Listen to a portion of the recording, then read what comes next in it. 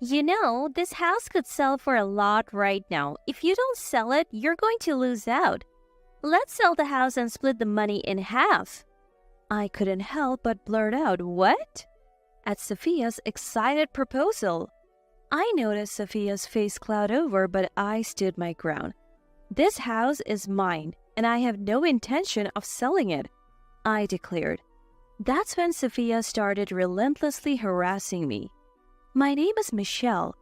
I had no particular desire to get married and was happily living with my mom at our family home.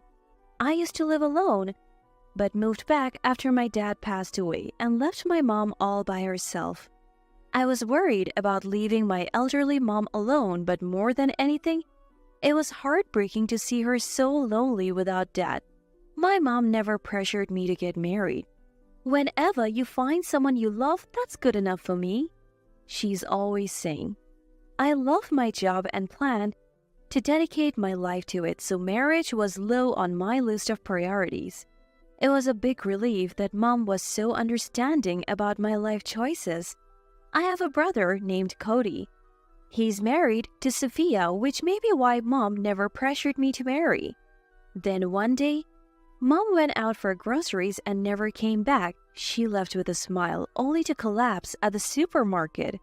By the time I rushed to the hospital after getting the call, mom was barely hanging on with no signs of consciousness. "Please be with her," the doctor could only say. Fighting back panic, I called Cody and Sophia to let them know mom was critically ill. But Cody said he couldn't leave work, and Sophia, who was just at her house nearby, said if Cody wasn't going, she wouldn't either. With mom in critical condition and no one else by her side, I couldn't hold back the tears. Mom had always been kind to both Cody and Sophia. I watched this happen from the sidelines day in and day out. As much as they irritated me, the pain of losing mom overshadowed everything else. "Mom, I'm right here with you." I gently held mom's unresponsive hand. To my surprise, she lightly gripped mine back. Could she still be alive? This flicker of hope was short-lived. Mom passed away. At the funeral, Cody took the role of the chief mourner. Though he cried having missed her passing, I couldn't forgive him for prioritizing work over mom when she was critically ill. And my resentment for Sophia, Cody's wife, intensified. She skipped the funeral saying she had to work. Sophia's job was just part-time at a checkout counter. She could have easily taken a leave for her mother-in-law's funeral, but she chose not to, which infuriated me. However, I knew mom wouldn't have wanted her death to cause friction between me, Cody, and Sophia. Biting back my anger, I attended the ceremony. As for the inheritance, with no will left, I decided to keep the house where I lived with mom. All of mom's hard-earned money went to Cody and Sophia, but I didn't mind. Mom's savings were more like her hobby, and I was content just preserving this house filled with memories. That was until even the house came under threat. A year after mom's passing, Cody and Sophia unexpectedly showed up. We barely kept in touch, mostly around memorial services. When I asked why the sudden visit, they requested to move in. Turns out, Sophia invested mom's inheritance in Forex and managed to accumulate a debt of $50,000. "We can't afford rent while repaying the debt," Cody pleaded. "I know it's a lot to ask, but can we live here? Otherwise, Sophia and I might end up homeless." Compared to Cody, who would practically beg me as if his life depended on it, Sophia, the root cause of our debt, simply said, "Pretty please?" Her expression was as if it was someone else's problem. I didn't like her attitude but couldn't abandon my own brother Cody. So I agreed. Initially, the cohabitation went smoothly. While Cody and I were at work, Sophia took care of household chores, saving us the time and effort, and for that, I was grateful. Sophia was also a good cook, which made meals something to look forward to. But Sophia continued her reckless spending habits. Before I knew it, she had brought home designer bags and started using the pricey lotions and moisturizers that even I had deemed too expensive. Every time Sophia spent a large sum of money, Cody would blow up, leading to a huge argument between them. And let me tell you, it was super awkward for me to be in the middle of all that. I couldn't help but wonder why Cody wouldn't divorce Sophia given these repetitive issues. Maybe there's something about marital bonds that I wouldn't understand since I'm not married. So I didn't say anything to Cody. Half grateful to Sophia and half exasperated, life went on until one day, the property value of our home skyrocketed. I started getting calls from all corners asking me to sell the house due to impending development. My answer? A hard no. I had no intention of parting with this house, which is filled with memories of my parents until the day I died. But Sophia's attitude took a 180. You know, we can get a good price for this house right now. Right? We would be fools not to sell. We should split the money 50-50. I couldn't help but blurt out, what? When I heard her say this, I was angry that Sophia had the audacity to refer to my precious home as this house and suggest selling it so casually. Then, splitting the money like it's no big deal, my feelings were half anger and half disbelief. This house is in my name. I have no intention of giving it away to anyone, including you, Sophia. But we need the money, Michelle. You know that, right? The near tearful expression on Sophia's face only added to my disbelief. The only reason we need money is that you have suffered huge losses in forex trading. When Mom passed away, she left a considerable inheritance for both you and Cody. I have zero intention of sharing any proceeds from selling this house with you. Upon hearing this, Sophia's face visibly changed color. Flushing red with a distorted expression, Sophia replied, "Fine, I get it." And with that, she walked away. I thought it was going to be awkward living with Sophia, but that concern turned out to be unnecessary. After that conversation, Sophia's nasty acts of harassment began. The first instance involved hamburger steak. Sophia, who is good at cooking, had made her specialty hamburger steak, a dish I also enjoyed. But the moment I took a bite, I felt something crunchy and immediately spit the food out onto a napkin. To my surprise, the hamburger steak was filled with eggshells. When I looked at Sophia in disbelief, "Is something wrong?" She just smiled and asked. As I cut into the remaining hamburger steak with a knife, sure enough, there were eggshells in it. "Sophia, I hate to bring this up after you have gone through the trouble of cooking, but it looks like there are a lot of eggshells in this." "What? Oh no, I'm so sorry. That wasn't intentional. We're out of ingredients and other things to eat too." I couldn't help but think she did it on purpose. "You did this on purpose, didn't you?" Sophia said, "I really didn't do it on purpose. It's terrible that you don't believe me," and began to cry softly. Just as this was happening, Cody came home, interrupting my attempt to explain. Sophia, still in tears, spun the story in her favor. Cody took Sophia's side, saying it wasn't intentional, and told me, "Stop harassing my wife like that." After that, Sophia stated that she didn't want to cook for me anymore and only cooked for herself and Cody. She also said she didn't want to do household chores for someone like me. She only cleaned the common areas like the living room and the kitchen but stopped cleaning my room. I didn't care much about the chores. It was just like when I was living alone. I had only been spoiled by Sophia's help till now. However, I noticed something. The money I kept in my room was gradually disappearing. Convinced Sophia was the culprit, I confronted her. She then turned on the waterworks and said, "Michelle is treating me like a criminal even though I didn't do anything." And she looked to Cody for support. Cody, in his own way, wasn't helping either. "If you keep harassing my wife, you're going to have to leave." That's what he would say to me. It seemed like Sophia had told Cody a bunch of lies, making him believe I was the one harassing her. "Get out? This is my house," I said to Cody. "The freeloaders here are you and Sophia. You're the ones who should leave. What are you misunderstanding?" This led to a big fight between Cody and me. That night, lying in bed, I actually considered leaving. Wouldn't it be easier to leave rather than continue dealing with this daily torment? That's when I remembered Mom, who, despite her aching back, would carefully mop the hallways. The house was built by Walter, who worked so hard. We have to take good care of it, she used to say while making the house shine with her cleaning. As the image of my own mother flashed in my mind, I held back tears and thought to myself, I shouldn't be the one to leave, it should be Cody and Sophia.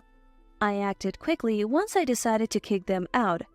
I went to an electronics store and bought several high-quality small security cameras. While Cody was at work and Sophia was out, I installed the cameras all around the house. I set them up to prove that Sophia was stealing my money and that I wasn't harassing her as a daughter-in-law. After a few days of recording, I reviewed the footage in my room. Sure enough, I had caught Sophia entering my room and taking money.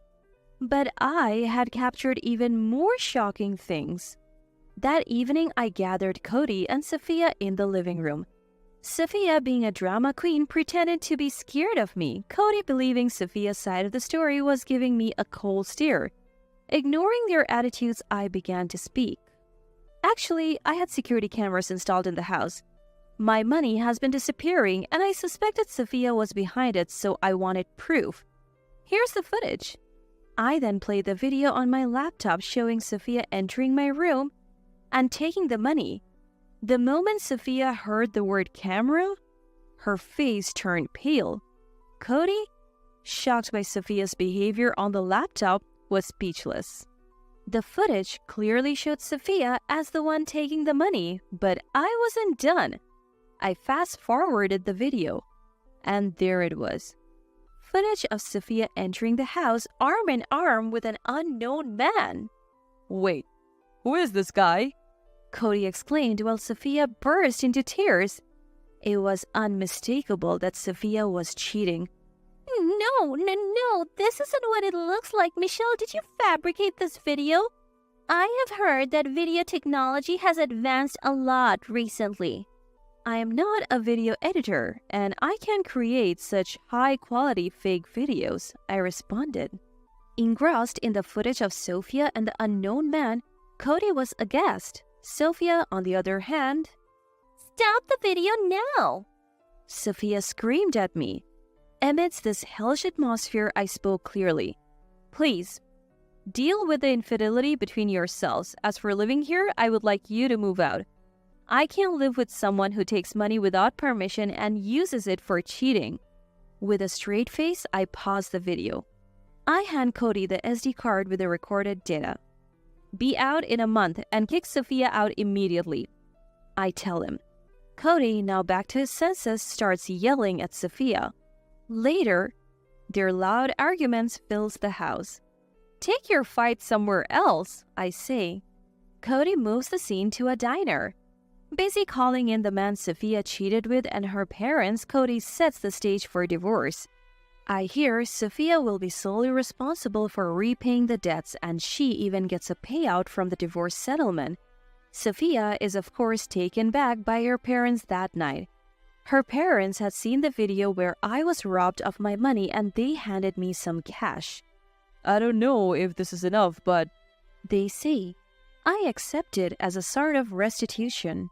Cody had the audacity to ask to stay in the house a little longer after the divorce. I refuse. There is no way I could forgive Cody, who was about to kick me out, trusting Sophia's words. This is the home Dad built and Mom lovingly maintained. I can't allow someone who allowed his wife to cheat and wanted to kick me out, the heir, to stay here. I gave you a month out of the last shred of sibling decency. Leave as soon as possible, I say. I didn't want Cody, who never valued this house and never believed me, to stay a second longer. Rejected by me, Cody leaves, and I have no idea what his life is like now. Cody and Sophia divorce, and her parents cover the divorce settlement in a lump sum. Cody manages to get the compensation from the man Sophia cheated with and rents a house far away. I hear that much. As for me, my days return to a peaceful calm without Cody and Sophia. The comfort of having the house to myself is unmatched. In the serene quiet filling the home, I gazed at a memorial photo. Facing my parents' picture, I wonder if this was the right thing to do. I murmur. The parents in the photo only offer me their smiles. It's lonely. But I feel they would approve of what I have done. I still get calls asking if I want to sell this house, but I have no intention of giving it to anyone until the day I die. Until my last breath, I vow to protect this home. I'm the eldest son. You knew living with my mother would be a possibility when we got married, didn't you? You never mentioned that when we first got married. My husband, having moved in with my mother-in-law earlier than his sister, sold his family home. He has left the sole responsibility of taking care of my mother-in-law to me, a stay-at-home wife. He must have planned this for a long time. My name is Laura. I'm a 46-year-old housewife. My husband, Robert, is 44 years old. He works for a decent company, but he's a subsection manager who boasts about his Ivy League education. We have 2 sons. We are a family of 4, but following our eldest, our youngest son also graduated from college this summer and moved out. At such a moment, my husband suddenly started to act on his own. "We're going to take in my mom soon," he declared. I'm hearing this for the first time. I was shocked, as this was news to me. My mother-in-law lost her husband, my father-in-law, last year. Considering they were a couple who always did everything together, I had been worried about how shocked my mother-in-law must have been, but living together suddenly, anyone would be surprised. "You have plenty of time," he implied, since I am, after all, a stay-at-home wife. He instructed me to visit my mother-in-law every day and talk to her. I argued that if I went every day, it might exhaust my mother-in-law, but my husband's aim was to make me and my mother-in-law get along through frequent visits. For him, bringing up living together wasn't easy, even to his own mother. So he used me, thinking that if us 2 women got along well, it would be easier for him to implement his plan. The house where my mother-in-law lives now is a stylish standalone house built by my late father-in-law in a popular area, not in downtown but somewhere akin to a suburb in Chicago. If put up for sale, there would definitely be many buyers willing to buy it for a great price. Right. My husband got his eyes on this house. I sense that by living with my mother-in-law, he wants to gain the right to do whatever he pleases with his parents' house. A few days later, my husband came home looking irritated. Apparently, his sister contacted him. "You have been visiting my mom, haven't you?" he said while roughly throwing his coat at me. "Yes, about once every 3 or 4 days," I replied, hanging his carelessly thrown coat on a hanger. "My sister went to visit Mom today after a long time, and she said that from the kitchen to the bathroom, the entire house was a mess. You've been cleaning up over there, haven't you?" I was ticked off by his implication that I might be leisurely snacking and chilling out when visiting my mother-in-law's house. Of course I've been helping with the chores and shopping. I've even organized the fridge before leaving. My husband laughed scornfully and said, "Well, I guess this is the most I can expect from a housewife," and glanced around the living room. It hasn't been long since our youngest son just moved out, so he may be right that the room isn't totally clean. But it's not messy to the point that makes it hard to go about our usual days. My husband Robert has a nasty habit of nagging me about being a full-time housewife whenever he's in a bad mood. He always picks on the smallest things. If I stay silent, he assumes he's won the argument and cheerfully believes he's triumphed, which, of course, improves his mood. I often wonder if belittling his wife is really that satisfying for him. When he comes home from work tired, he'd demand, "Get my dinner out on the table already. Seriously, can't you do anything without me telling you?" That was Robert, always trying to assert his dominance. Then one day, I got a call from my sister-in-law. It seemed she had had a talk with Robert, and she told me. Robert insists that if he moves in with Mom, he should be able to sell the house and keep all the money to himself.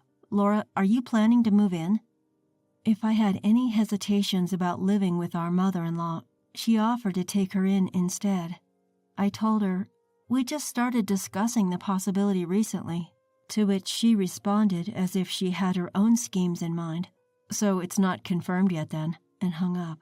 When I told Robert about this conversation, he became furious, barking, "Why did you reveal our plans without asking me?" I replied, saying, "This is about discussing our mother's future, isn't it? You make it sound like a property dispute." He gave me a scornful look and sneered. I really hate dealing with idiots who can't think straight. This is what our relationship dynamic really is like for the most part. He'd belittle me for being a housewife and a high school graduate, always trying to make me submit to him. I was drawn to his confidence and reliability when we got married, but the things I loved about him have morphed into the things I loathe about him. What's worse, he'd occasionally boast about marrying an older woman, for me being 2 years older than him. He mocked me for not having a college degree and pushed me into being a housewife, claiming no one would want to hire a high school graduate. Ever since our children moved out, I've been feeling more and more stressed about my interactions with Robert. To be honest, I've been feeling as though I've reached my limit with this marriage. Robert, oblivious to my feelings, likely wants to move in with his mother as soon as possible, probably aiming to pocket all the money from selling her house. He doesn't seem to consider how his parents might feel about their home being sold or the memories they've built there. In the midst of these conflicting interests among family members, I encountered a shocking reality. It began with a call from my mother-in-law who had sprained her ankle. She said her room was in a mess and needed help cleaning it up. Although several days had passed since my sister-in-law had last visited, I figured that's what she was talking about the other day, so I responded lightly, "Sure, I'll come over." It didn't seem like she had informed Robert, but she assured me I didn't need to let him know either. So I visited her with a light heart. The following day, I rang my mother-in-law's doorbell. I heard her shout, "It's open," from the yard. I turned the knob and stepped into the entrance. An unpleasant odor was already noticeable. I saw dust accumulated in the corner of the corridor, with towels and discarded socks scattered around. The stench grew stronger as I entered the living room, where I found a stack of cushions piled on the sofa. My mother-in-law? Did she go somewhere? I murmured. Then I heard, "I'm here," so I followed where the voice was coming from. There, I found my mother-in-law buried in a stack of cushions on the couch, which seemed to be adjusted for comfort. The cushions were piled up so high that I hadn't noticed she was there. Excuse me, Mom? Are you all right?" I called out as I approached her. The peculiar smell grew stronger. Trying not to gag from the smell, I searched for its source. "I'm okay. I just piled up the cushions because it's comfortable." She laughed heartily. I realized the source of the smell was my mother-in-law herself. With all my might, I tried not to pinch my nose and asked her, "How's your leg?" "Were you unable to bathe because it was inconvenient?" She replied, Yes, about that. I healed quickly, but after a few days of not bathing due to the pain, I couldn't be bothered to take a shower." "Do I smell?" I refrained from answering and said, "I will clean up," and proceeded to open all the windows in the house. My mother-in-law certainly needed a thorough bath. Thinking this, I headed to the bathroom. The bathtub had some water filled and was left as is, with the lid half submerged. Soap scraps and towels were all muddy in the wash basin, and the mirror was foggy and dirty.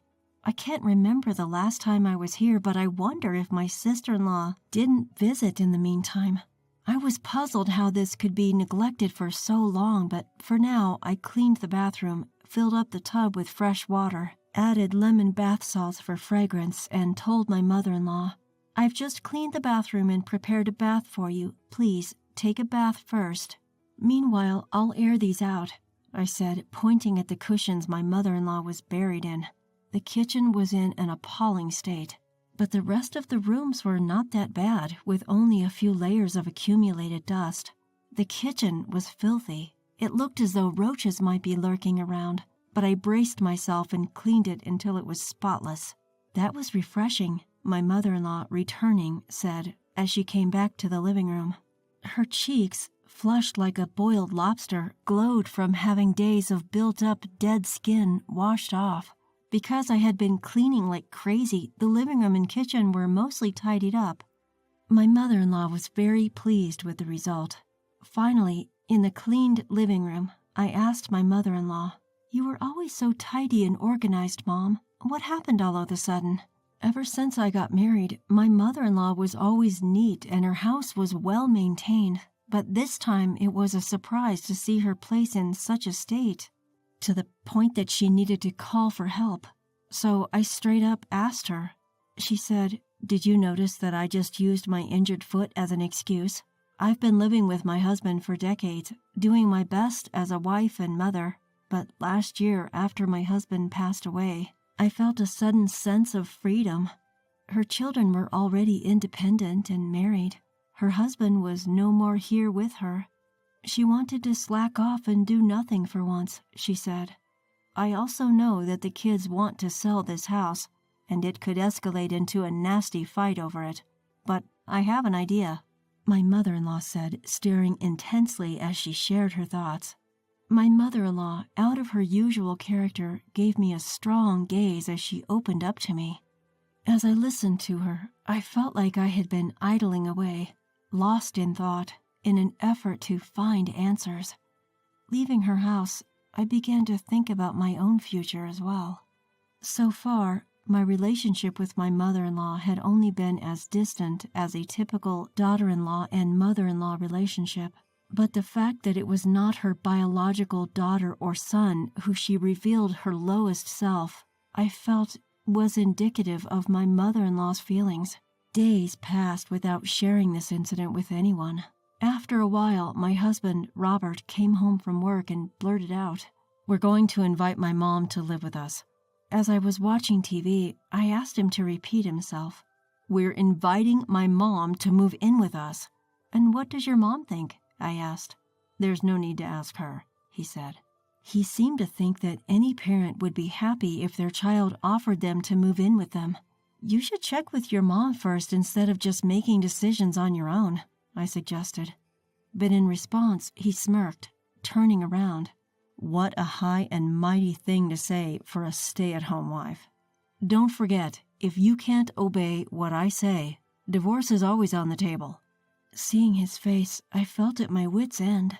He knew that being a housewife and nearly in my 50s, I wouldn't be able to make it on my own if we divorced, which is why he was threatening me with divorce, attempting to stir up my anxiety and manipulate me at his will. But I had an unexpected savior, and unbeknownst to my husband, my life was about to take a dramatic turn. I ignored his provocative comment, finished dinner, and went to bed. My husband, feeling that he had completely cornered me with his divorce threat, was in a good mood. He's probably thinking of inviting his mother as planned, sweet-talk her into selling her house, and pocket the money all to himself. The next morning, I packed my belongings and left the house.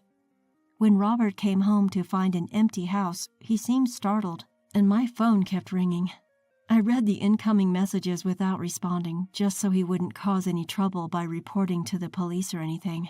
The message Robert sent read, "Are you so against living with my mom? But if we live together, that house will be ours. Don't you see how great that would be?" My suspicion was right.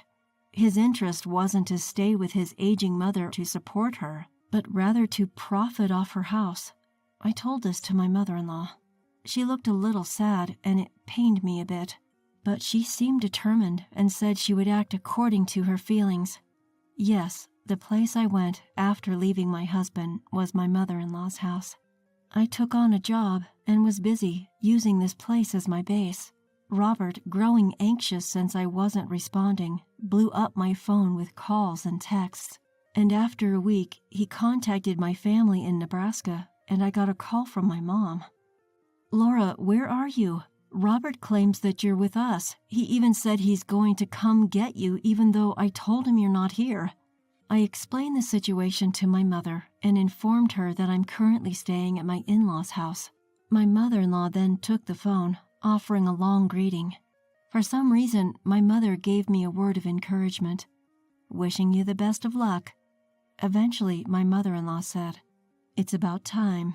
And that night, she called my husband, Robert. He was surprised to learn from his own mother that I was not at my parents' house, and immediately came over to our place. "Leaving the house so abruptly, I had no idea you were at Mom's. What's this about?" Robert blurted out the moment he saw me at his mother's house. Before I could even answer, my mother-in-law spoke up. "More than that, do you even understand why Laura left home? What was it really about?" Taken aback by her sudden question, Robert awkwardly replied, "Well, that was because I said I wanted to invite Mom over. Because she didn't want to live with you, right? Why would I be here if I didn't want to live with my mother-in-law? Ever thought about that? You see, it wasn't the idea of moving in with her that I disliked. What I hated was you for making selfish decisions without taking others' feelings into consideration." I continued. "My mother-in-law has her own thoughts and hopes, you know. Despite this, you decided on living together without even discussing it with her. You didn't even consider the feelings of your parents when they built this house. You just want this house because you want the money, right?" Robert clenched his fists and hardened his body, looking down as he listened to our conversation. My mother-in-law continued after me. "What do you really need? This house? Or Laura? If you don't change, you'll lose both. Why don't you cool down for a while and rethink everything?" Hearing this from his own mother, Robert, who had been quietly listening, suddenly kneeled to the ground in front of us. I was taken aback and asked, "What's this about?" "I apologize to Laura and to you, Mom. Please, I want to live together again and start anew." Raising his head from his bow, Robert continued, "Mom, will you live with us?" As Robert bowed down again, I looked at my mother-in-law and we shared a knowing smirk. After that, I resumed my life with Robert. But this time, I wasn't a stay-at-home wife anymore. My mother-in-law told her friends about how I deep-cleaned her room, a whole mess from the time she spent lazing around, just within a couple of hours. When I mentioned this to my friends, many of them said they wanted you to do the same for their homes. I was amazed and delighted to find that I could apply my housekeeping skills from being a stay-at-home wife to start a new job. I also began studying to become a storage advisor. It seemed that Robert had not given up on the idea of living with his mother, selling their house and getting a large amount of money. He seemed to think that it would become a reality now that my mother-in-law and I were getting along, but there was a surprise announcement from my mother-in-law. Surprisingly, she was getting remarried. "So I won't be living with you, and I won't be giving up my house either." Upon hearing the news, my sister-in-law congratulated her, although with mixed feelings. I sent my sincere blessings for my mother-in-law's decision.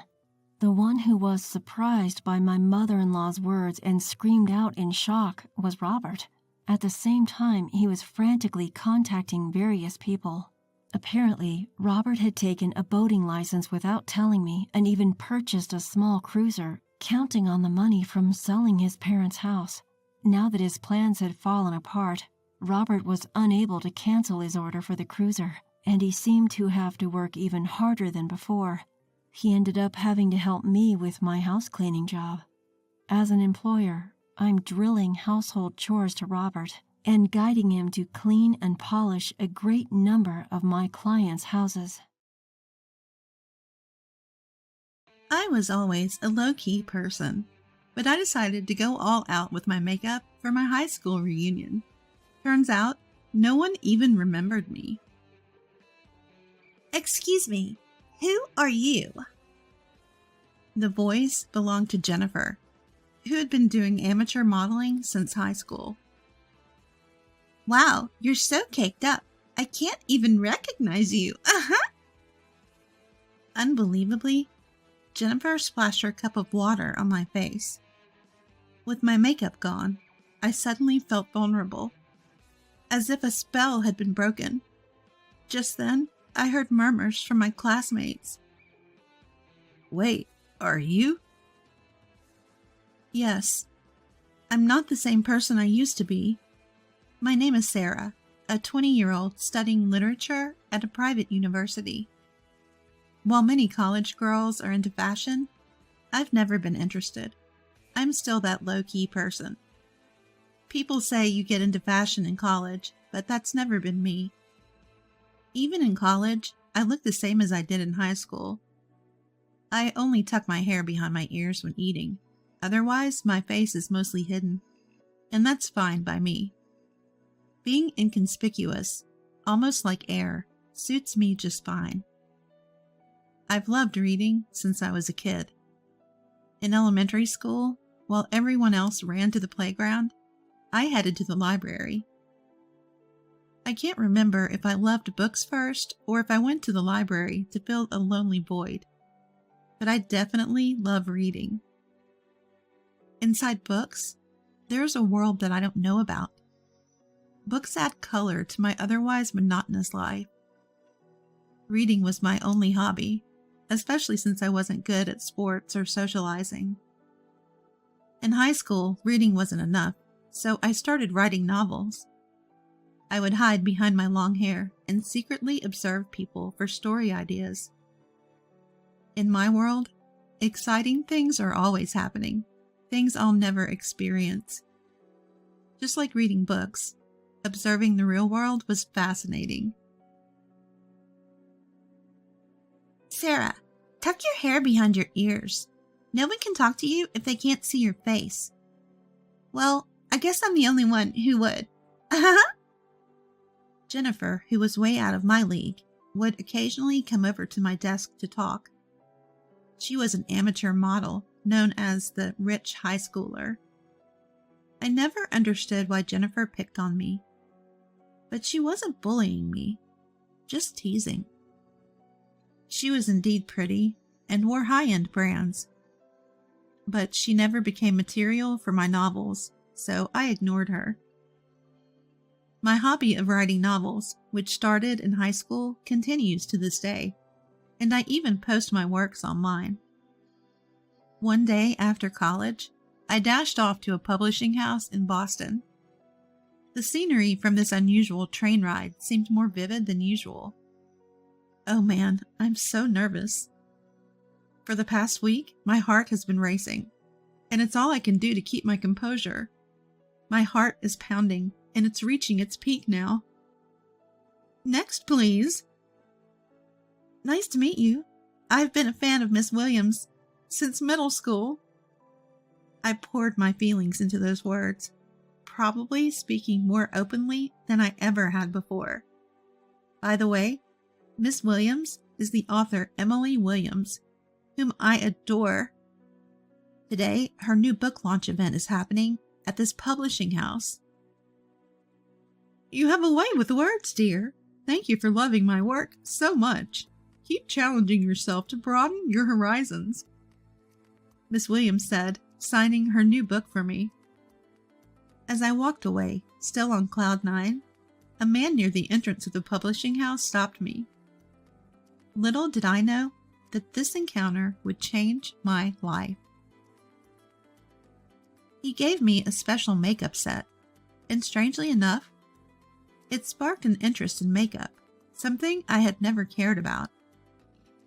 From then on, I started waking up a little earlier to do my makeup before going to college. It's strange. When I put on makeup, my face naturally lifts, and my perspective broadens. I realized that the world, which I thought was always the same, actually changes from moment to moment. Makeup isn't just about looking good. It's more than that. One day, as I was feeling this newfound joy and curiosity, I found an invitation to my high school reunion in the mail. Ah, a reunion, huh? The old me would have sighed and debated whether to go. But now, I feel a slight urge to attend. Encouraged by Miss Williams' words to keep challenging yourself, I decided to go to the reunion. On the day, I opened the makeup set and saw various eyeshadows, lipsticks, and blushes I had never used. Should I go a bit more glamorous for the reunion? I chose some bold colors I usually wouldn't use. Before I knew it, I had applied heavy makeup like a stage actress. Well, no one will remember my face anyway, I thought, and headed to the reunion in a new dress I bought for the occasion. Technically, you need my agency's permission to take a photo with me, but I'll let it slide today. When I arrived, Jennifer was already the center of attention, tipsy and more flamboyant than ever. She had transitioned from amateur modeling to professional appearing in magazines, which I had seen a year ago. Impressive indeed. While I didn't necessarily want to be like Jennifer, I admired her for her boldly expressing herself. As for me, people who passed by barely nodded, clearly not remembering me. I guess that's to be expected. Why would they remember someone they never spoke to? Even though it was a predictable reaction, I felt a bit sad. Excuse me, who are you? Just then, Jennifer, who had noticed me standing at the entrance, came over with a cup of water. She looked closely at my face, chuckled, and then the next moment, something cold splashed on my face. Hey, what are you doing? In a flash, I didn't know what had happened, but Jennifer splashed water from her cup onto my face. The room fell silent. I can't even recognize you with all that overdone makeup. Jennifer's voice echoed through the room. Unfazed by the reactions around her, she showed me the empty cup and laughed. What just happened? So cold. What does my face look like now? I wiped my face with a handkerchief, only to find it smeared with makeup. So my makeup is ruined. Suddenly I felt vulnerable, as if a spell had been broken. Then voices from my classmates. Hey, haven't we seen her on TV? Wait, are you related to Tommy Haywood? Before I knew it, a crowd had gathered around me. Jennifer was even more surprised and lost for words. You see, I had recently made my TV debut. On my way back from Miss Williams' new book launch, a man approached me. It was Tommy Haywood, a world-renowned makeup artist. He had been in another room at the publisher's doing an interview. In today's world, beauty interests both men and women, and Tommy Haywood's show boasts top ratings in the beauty genre. Even I, who knew little about beauty and makeup, had heard of him. When Tommy Haywood approached me near the entrance after the event, I was shocked. I'm borrowing her. With that, he grabbed my arm and led me to an empty conference room, not minding my surprise.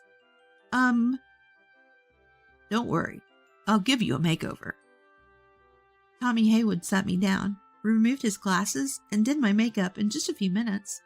Finally, he fixed my hair. Take a look.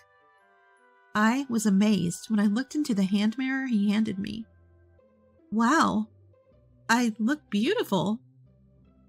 Even the people from the publishing house were surprised by my transformation. How about becoming my exclusive model? What? Exclusive model? I instinctively shook my head at the unfamiliar proposition. Why not? Meeting you here today is fate. I'm so proud of how beautiful you've become with my makeup. Let's inspire women around the world together. I was indeed grateful for the incredible makeover, and happy to have met someone so famous. But I don't want to stand out. I've lived my life avoiding attention, and I'm comfortable that way. Hearing my words, Tommy Haywood slowly shook his head. You should believe in your potential, and have the courage to step into the wider world. Think about it. With that, Tommy Haywood gifted me his contact information and a custom makeup set. That's the makeup set I'm using now. For days after, Tommy Haywood's words stuck in my mind. Not just him. Ms. Williams had said something similar. Broaden your horizons. Take on new challenges. Let's give it a try. I made up my mind and called Tommy Haywood. From then on, I left everything to him. One thing led to another, and I became a regular model on Tommy Haywood's show. On the show, I revealed my bare face and underwent an incredible transformation thanks to his magic touch. It seems someone here had seen that episode. Oh, it's Sarah. Sarah, you're Tommy Haywood's exclusive model. That's amazing. Tell us the story. My classmates started talking to me one after another. I have a better modeling career than you. Just then, Jennifer's voice, full of resentment, echoed through the room. She was glaring at us from outside the circle of people. My classmates, who had seen Jennifer splash water on me, looked at her with disdain. You should thank me. I'm the one who removed your overdone makeup so people could recognize you. She showed no signs of remorse. That's when Robert, the class heartthrob, stepped in front of Jennifer, showing her his phone. Jennifer, you're so boring. Most of your Instagram photos are stock images, aren't they? What are you talking about, Robert? That's not true. Well, the American store you posted about recently has been under renovation for months. And someone saw you in Boston just a few hours before you claimed to be in Paris. Robert continued to press a flustered Jennifer. You're not actually getting any modeling gigs, are you? That's mean. Jennifer, visibly shaken, couldn't bear the cold stares from her classmates and stormed out of the room. Lies catch up to you, don't they? One classmate muttered. I later heard that many classmates had been following Jennifer's Instagram and were growing tired of her fake posts. Sarah, you dropped this earlier. Robert handed me Ms. Williams' book, which had fallen out of my bag when Jennifer splashed water on me. Thank you. After that, I talked more with classmates than I had in all 3 years of high school. Talking to people around me wasn't as hard as I thought. Everyone has their own thoughts, their own way of living, and their own uncertainties. I knew this, of course, but hearing it directly from people felt different than reading it in a book. I'm glad I attended the reunion. I'm truly glad I mustered the courage back then. As for Jennifer, I heard she got fired from her modeling agency. Someone had posted a video of her splashing water on me at the reunion, and it went viral, causing a backlash.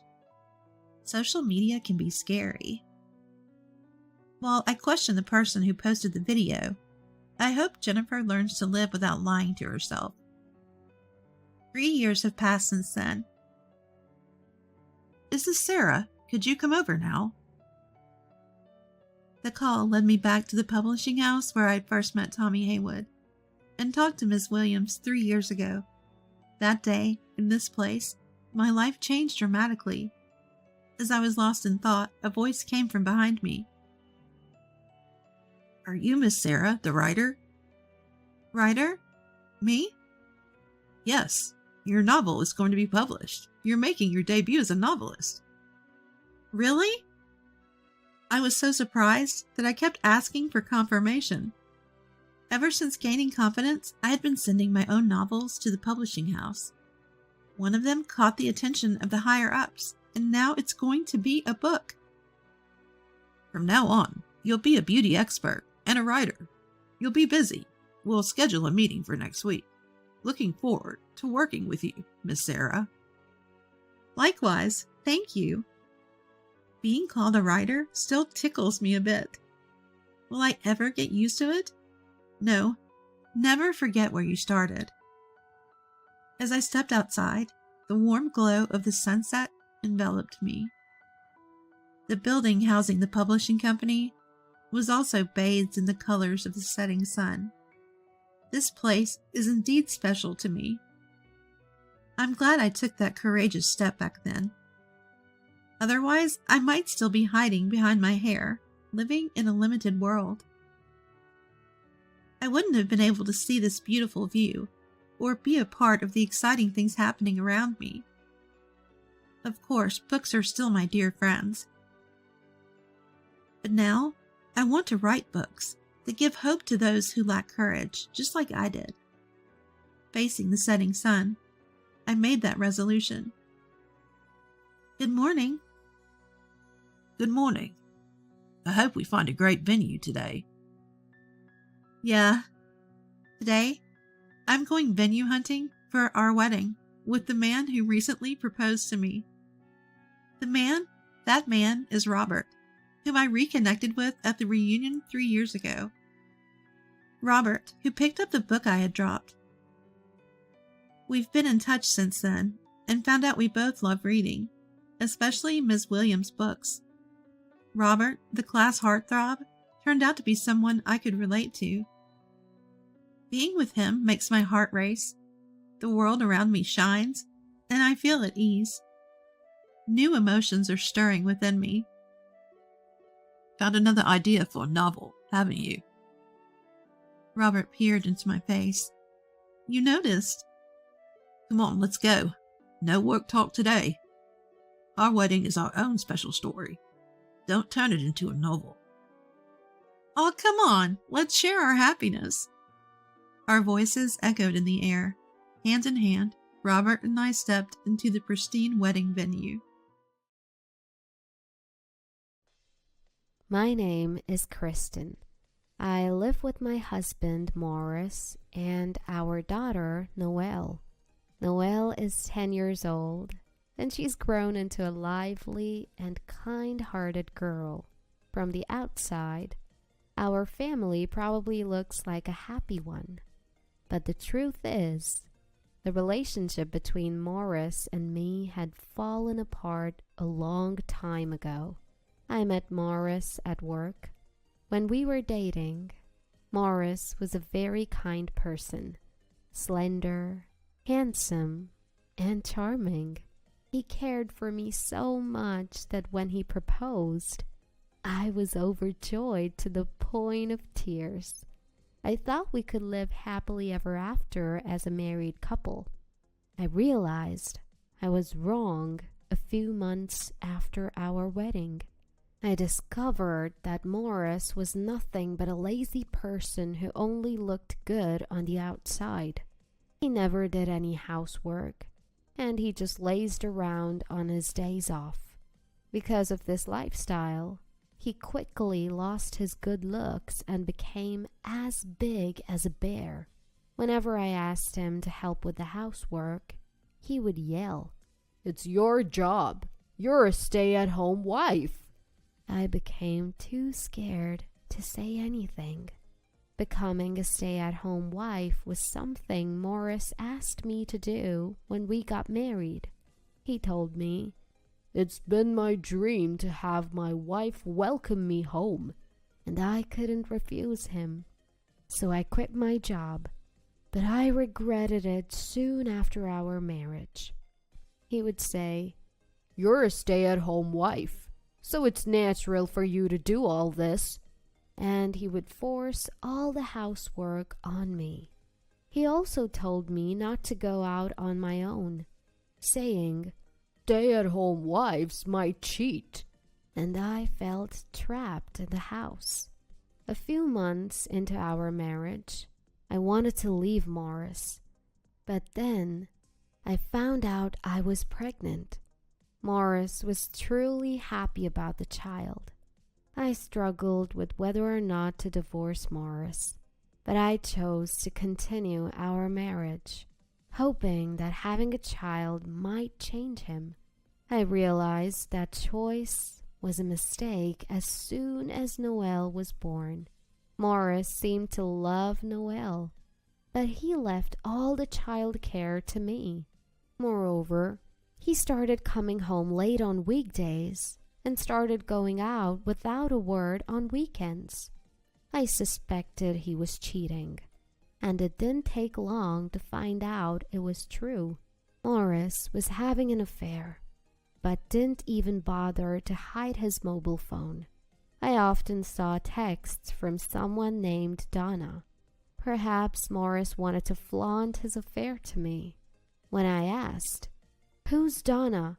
Morris smirked and said, "You're better off not knowing. Divorcing now would be hard on Noelle. And besides, Kristen, you have no way to make money." I knew Morris was cheating, but I couldn't pursue it any further. Exhausted from daily housework and childcare, I began to feel worthless. I felt so worthless that I even thought it was natural for Morris to cheat on me. I was very depressed at that time. I also hesitated to take Noelle's father away from her, as Morris said, and above all, I had no qualifications or skills. I was hired by the company I worked for before marriage thanks to being a fresh graduate. But I felt that finding a new job after not working for a while would be difficult. When Noelle got a little older, I asked Morris if I could work part-time. I wanted to divorce Morris, and I wanted to gain the ability to earn money on my own. But Morris was furious at this suggestion. "You're planning to cheat on me if you go out. I won't let Kristen go out at all. And it would be pitiful to Noelle if you work without taking care of her," he yelled, rejecting my request. My parents had passed away early, and being an only child, I had no one to turn to. I didn't have the courage to make the decision to divorce Morris in an environment where I wasn't even allowed to go out freely. So, I started doing something without Morris finding out. Then one day, I received news that my father-in-law had collapsed and was hospitalized. Father-in-law had been living alone since my mother-in-law passed away. Morris allowed me to visit father-in-law, so I went to see him almost every day. I won't deny that I wanted to go out, but I genuinely cared for father-in-law. Father-in-law was a very gentle person, like a sage. Even after we were married, he always looked out for me, saying, "Morris can be selfish, so it must be hard for you, Kristen." Father-in-law always welcomed me and Noelle with joy when we visited him. Imagining parting with father-in-law, who was getting weaker every day, I would tear up. And father-in-law would always smile and say, "It's okay. I'm just going to where my wife is waiting." When Noelle was little, father-in-law often came to visit me when I was feeling overwhelmed. He took good care of Noelle and even told me, "If life with Morris is hard, you should divorce him any time." When father-in-law's condition became critical, Morris brought someone home. Who is this?" In the middle of a weekday, while Noelle was still at school, Morris brought home a young woman. Morris introduced her with pride. "This is Donna, my mistress." I was dumbfounded, wondering why he would bring his mistress home when he knew I was there. Donna smiled and said, "Nice to meet you." I was irritated, but I asked Morris, "What's going on?" And he casually replied, "I'm thinking of divorcing you, so I thought Kristen might want to know what my mistress looks like. I don't feel attracted to you anymore, so take Noelle and leave. I'm going to marry Donna." Why all of a sudden? I already knew that Morris didn't see me as a woman. I couldn't understand why he decided to divorce me at this timing. Morris grinned like a devil. "Because my father is going to die soon. If I don't divorce you now, I'll have to share the inheritance with you when I do." Father-in-law was a landowner and had worked for a large corporation until he retired. So he had considerable wealth. I understood why Morris would want a large inheritance, but I never thought he would push for a divorce just because he didn't want to share it with me. Morris never visited father-in-law in the hospital. He always said, "I wish my father would die soon and give me the money." I was always angry at these words because I cared for father-in-law.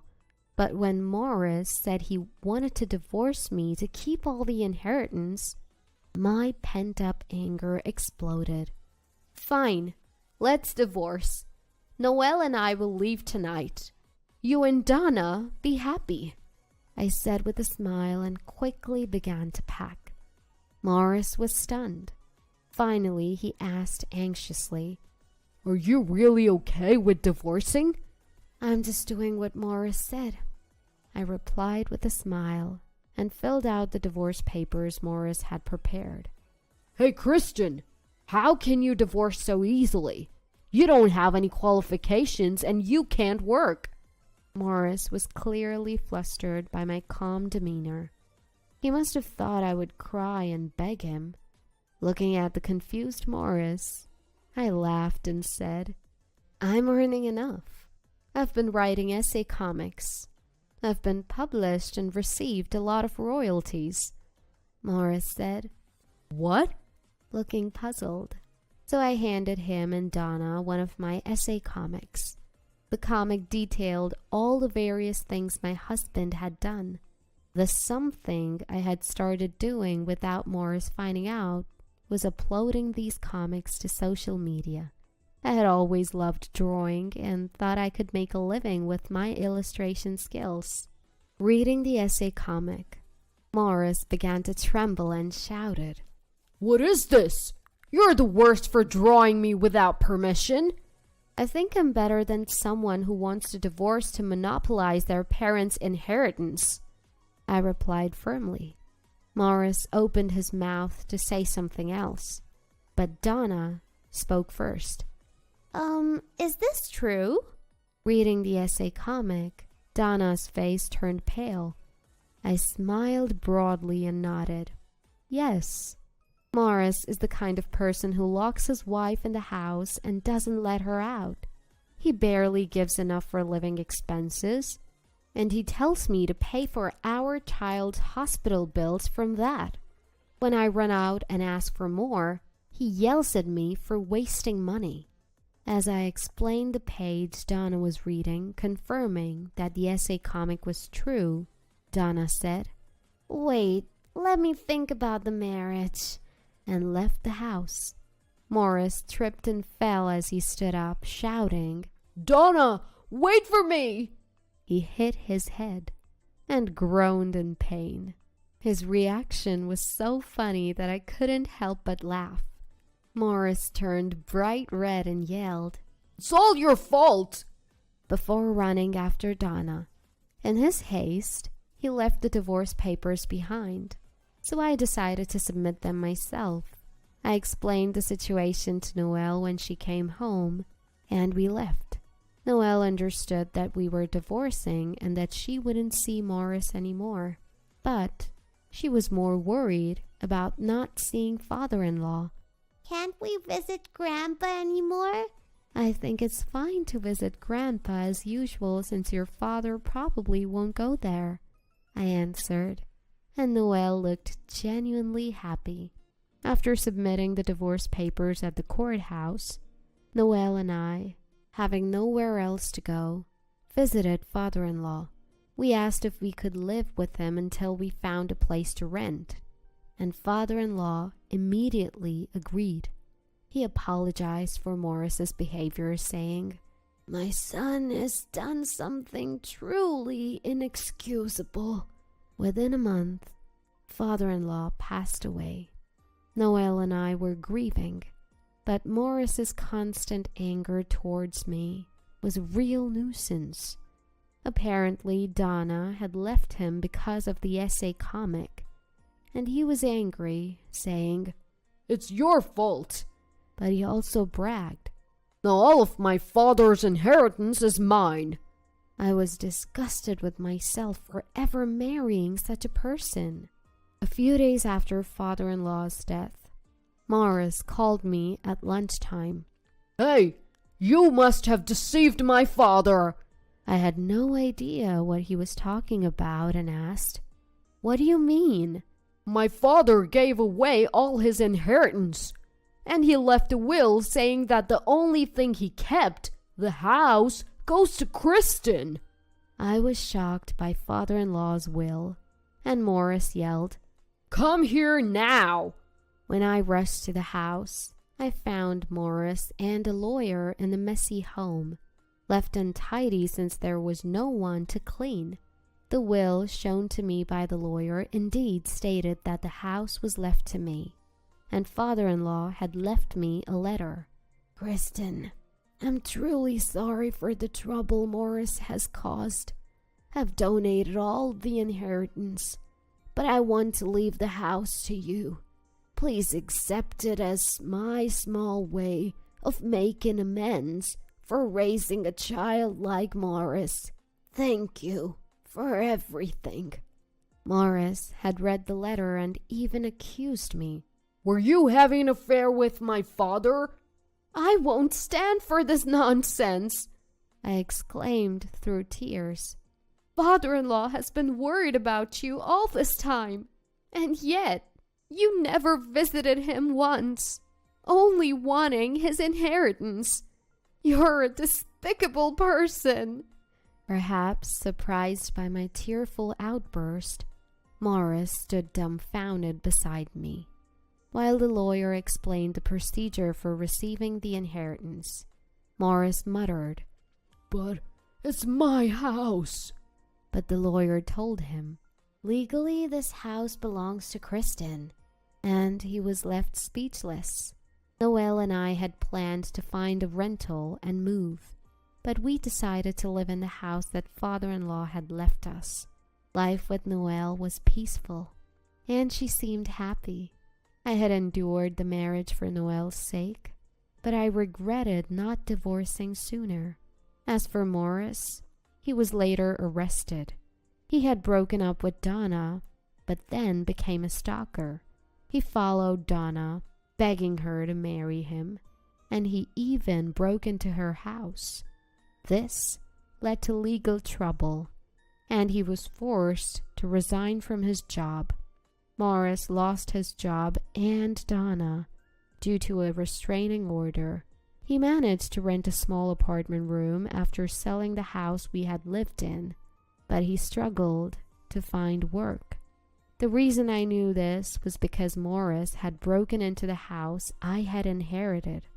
Living a poor life in his apartment, Morris broke a window to enter crying. "Help me, Kristen!" I immediately turned him over to the police. It seems that Morris, who is on probation, will now face actual imprisonment. I hope he can correct his twisted personality while paying for his crimes. As for me, I turned this divorce drama with my husband into a comic, and it's going to be published again. Sales are good, and it's already going into a second printing. I've started receiving requests from clients who want me to do illustrations and comics. Thinking that I was able to acquire a skill to support Noelle without Morris knowing makes me proud of myself back then. If you can't even clean properly, maybe you should just have an abortion. I mean, it doesn't bother me either way. How could you say such a thing? Unforgivable. Just too far. My name is Alicia. I'm in my late 30s and I'm a company worker. I've been married to my husband Kevin for 5 years now. We don't have any kids yet.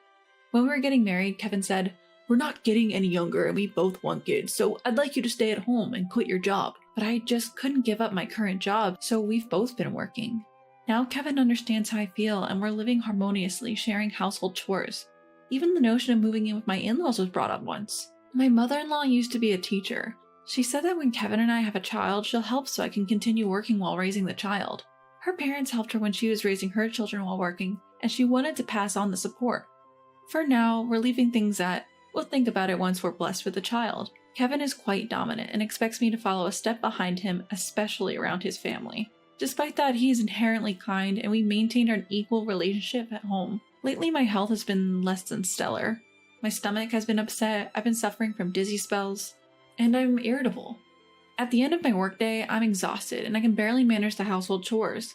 Kevin has been very concerned despite being tired from his own work.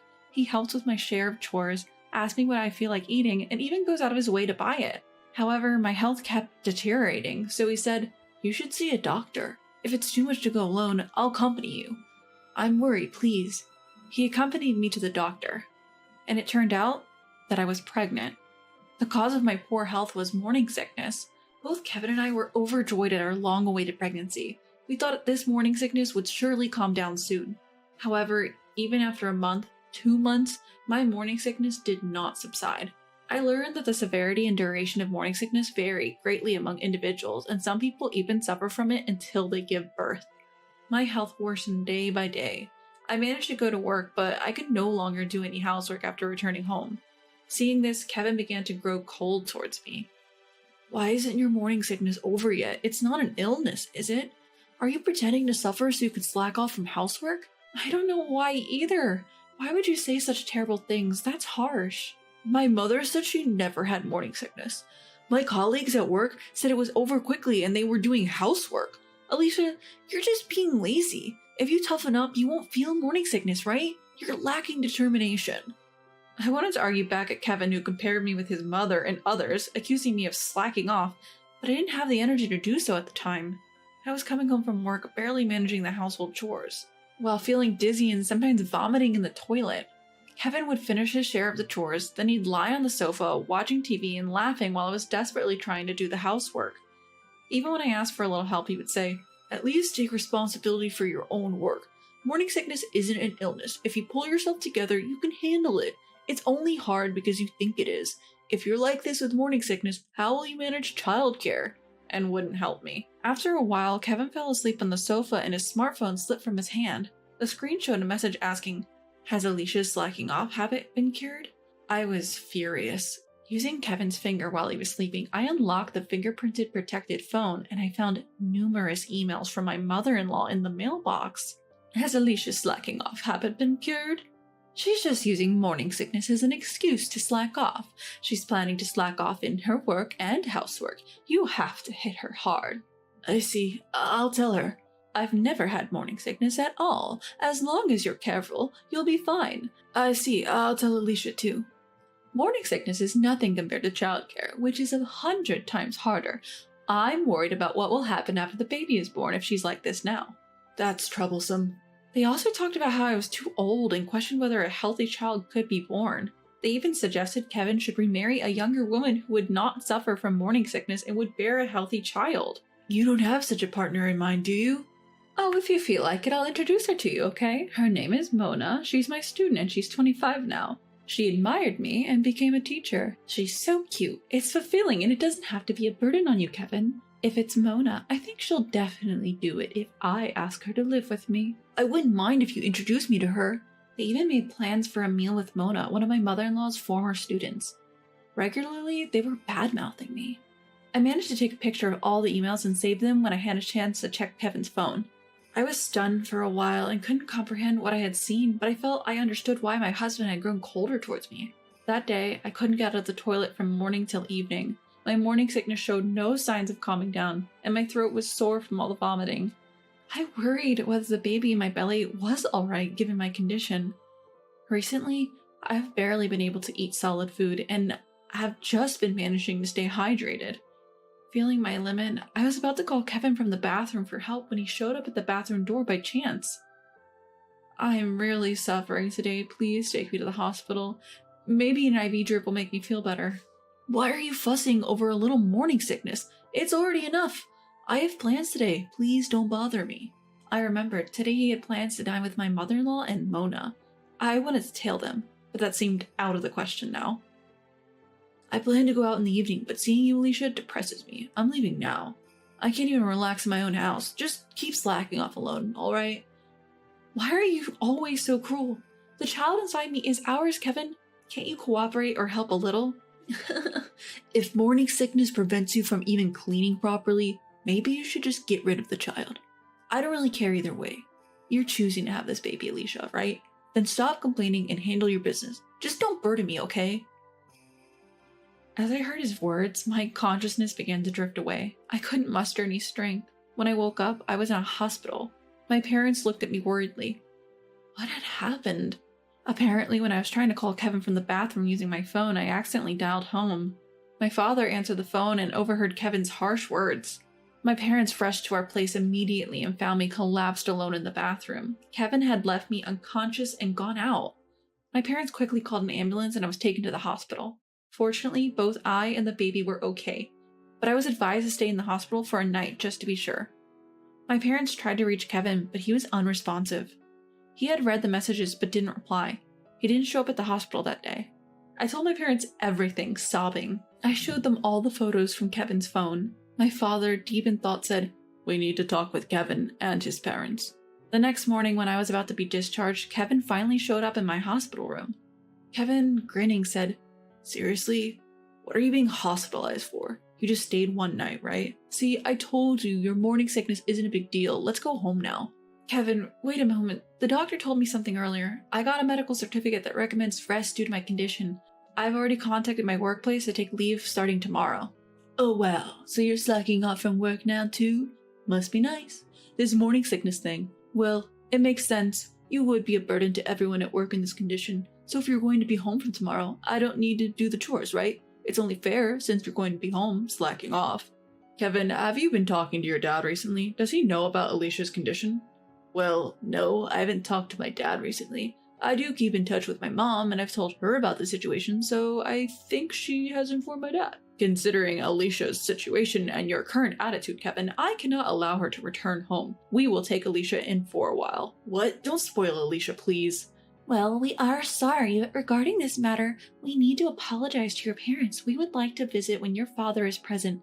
Also, what happened last night? We tried contacting you multiple times. Or perhaps you were too busy with work? I wonder if Kevin noticed that my mom's eyes were not smiling even though she was. He made a tense face and said, "Okay, I understand. I'll make arrangements. Last night I was working. I've been busy recently. Excuse me." And he left the room. Then the doctor came for the final check before discharging me. After finishing the examination, the doctor explained how I should take care of myself from tomorrow onwards. He then addressed Kevin. "You're Alicia's husband, right? Alicia is going through a tough time right now, so please take care of her. Try to do the chores so that she can rest her body." To which Kevin replied, "Doctor, what are you talking about? It's just morning sickness." Well, I understand from your position you have to say that to avoid complaints, right? Don't worry, I'll make sure Alicia does what she needs to do. When we have a family meeting, my parents will surely reprimand her too. Now, if you'll excuse me. And he left. The doctor, puzzled, offered, "He seems to misunderstand something. Should I explain it to him more thoroughly?" My mother responded with a smile. "No, it's all right. We'll handle this on our end. I'm sorry for the unpleasant scene you had to witness." My parents seemed lost in quiet contemplation. A month passed and my health finally began to stabilize. The time had come to go to Kevin's family home and resolve things once and for all. That said, I hadn't been in touch with Kevin much in the months since I had returned home, and I had no idea how far things had progressed with Mona. I had no clue where the discussion would lead. I'm sorry for the inconvenience caused by my extended stay at my parents' home due to morning sickness. It's not a bother at all. Are you feeling better now? Be careful not to push yourself too hard. While my father-in-law expressed concern for my health, Kevin and my mother-in-law gave me condescending smirks. Thank you.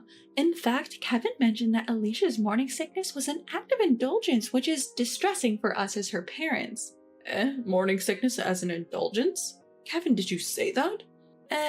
Well, isn't that right, Mom? No, it just seems to be lasting too long.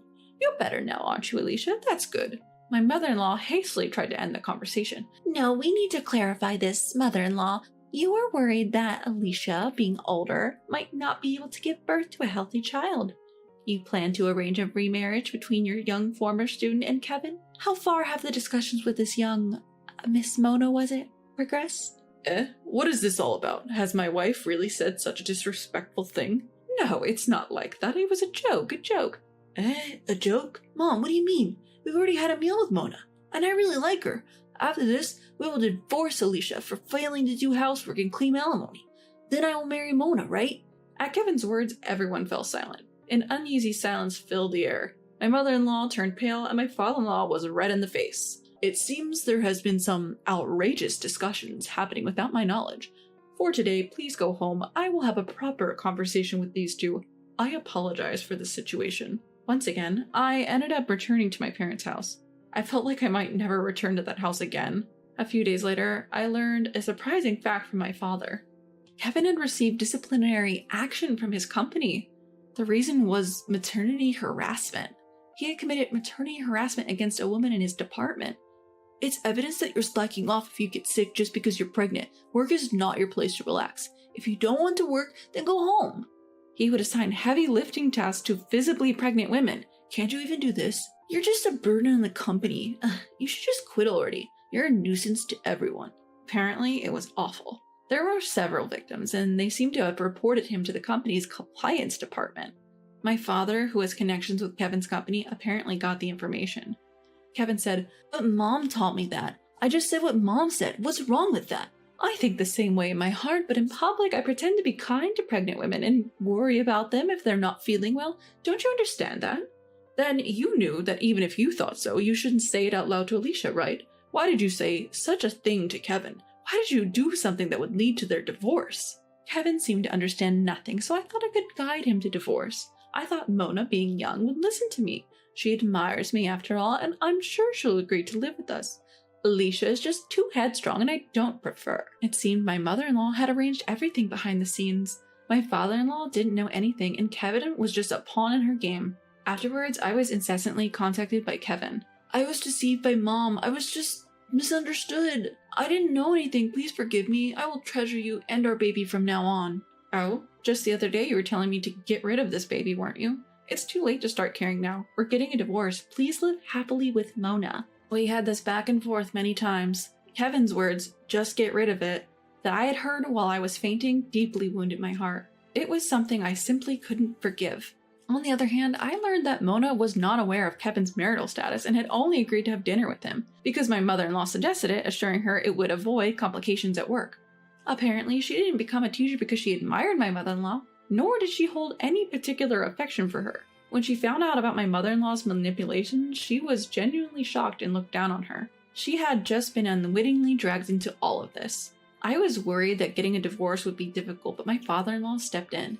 He scolded and persuaded both Kevin and my mother-in-law, and we were able to finalize the divorce. I deeply regret that Kevin hurt you in such a difficult time of pregnancy. As a father, I feel extremely guilty. I am also sorry for my wife's actions and for not having monitored her properly, which caused a great deal of discomfort. He apologized from his heart. He paid for Kevin's alimony and child support in a lump sum, and apparently planned to make Kevin repay him in installments.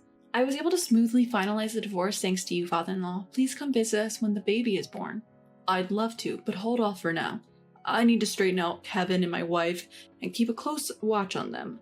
Besides, if they found out I was secretly meeting you, they might go off the rails again. I don't want to expose you or my grandchild to any more danger. Kevin resigned from his job, which he had been disciplined at. He said it was too hard to stay at the company. He tried to find another job, but seemed to be having a hard time sticking to one. He's living with his mother under his father's watchful eye, and it seems he's having a rough time. Rumors about Mona's situation spread in my mother-in-law's workplace, and it seems everyone is giving her strange looks. The teaching world is a rapid turnover of school reassignments every 3 to 8 years, which apparently makes it easier for rumors to spread.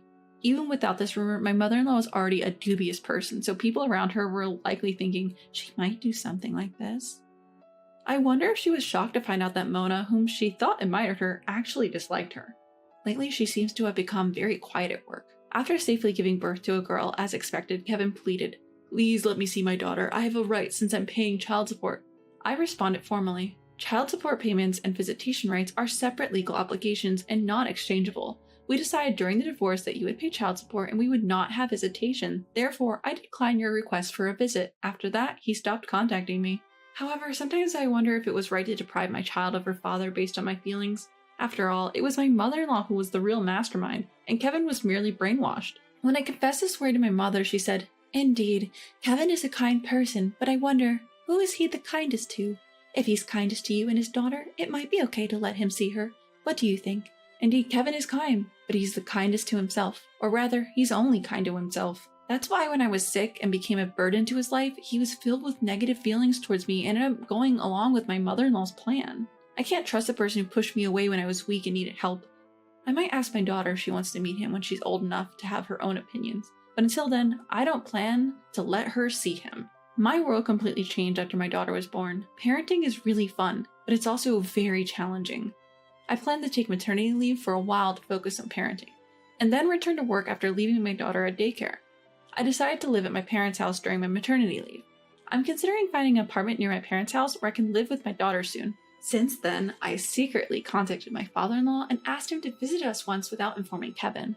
Seeing him carefully and tenderly lift my daughter in his arms, I couldn't help but wish he could visit more often. He didn't take any photos of my daughter. He said if he took any, he might keep looking at them at home and then his wife and Kevin would find out. Instead, I took a lot of pictures of him and my daughter together. I plan to make an album and present it to him one day. I'm incredibly fortunate. I have the support of my parents and a job to return to. Sometimes I wonder what would have happened if my morning sickness had been lighter and I had continued to live with Kevin. Would he have cooperated with me when childcare became difficult, thinking of our daughter and working together to overcome challenges? Would he have risked his own life to protect our daughter when danger loomed? When I think about this, I feel glad that my severe morning sickness exposed Kevin's true character early on. Maybe it was my daughter who made me aware of this. From now on, I plan to appreciate the kindness of those around me and move forward with my daughter, looking ahead. Living off an $1,800 a month mortgage hasn't been a favor to you. I won't miss you if you leave. Lila, my son Marshall's wife, hurled these words at me, trying to kick me out of the house. Marshall chimed in too. Mom, you don't like us either, right? If you don't like it, then leave. My husband, standing next to them, wore a snide grin. Seeing them, my anger hit its boiling point. I don't want to be around these people anymore. Fine, I'm leaving. I packed a few essentials and left the house for real. Be prepared, I muttered to myself. My name is Jessica. I'm a 60-year-old working woman. I married Easton when I was 25, and a year later, our eldest son Marshall was born. Marshall has been a handful since he was young. My husband would always say, "Boys will be boys. A little mischief is good for them," and spoil him with endless toys. Because of this, Marshall was emotionally immature compared to his peers. I had many concerns about his future, but he managed to graduate college and enter the workforce. 10 years ago, he married Lila, a fellow worker. I was moved by how well he had turned out at his wedding, but little did I know this was the beginning of a nightmare. Actually, when talk of Marshall marrying Lila came up, a house was bought under my name. It was Marshall's idea. I want to live with you and Dad.